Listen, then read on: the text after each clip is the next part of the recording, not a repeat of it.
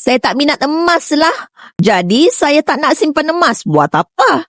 Baik, sebenarnya simpan emas ni bukan atas sebab minat ataupun tak, tetapi sebab fungsi emas dalam portfolio simpanan. Sama juga dengan sentimen wanita yang kata dia tak minat gold bar sebab dia lebih sukakan emas perhiasan. Sebab tu, berbalik kepada pemahaman fungsi emas dari sudut simpanan. Antara keistimewaan emas ni, nilainya terjamin dalam jangka masa panjang.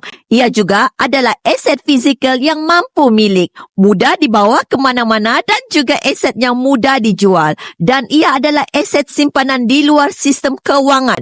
Bermakna, berapa banyak simpanan emas yang anda ada, tiada seorang pun yang tahu, termasuklah kerajaan. Jika anda jatuh muflis, harta anda akan disita. Akaun bank anda dibekukan. Hanya emas saja yang tidak boleh diambil. Jika negara berperang, nilai duit negara tersebut sudah tiada nilai. Duit dalam bank tidak boleh dikeluarkan lagi. Tetapi emas boleh anda bawa ke negara lain dan anda juga boleh jual emas ini dengan mudah untuk memulakan kehidupan baru. Sebab tu, emas ini juga disebut sebagai insurans kekayaan. Dapat sesuatu untuk bermula, anda boleh rujuk pin video 8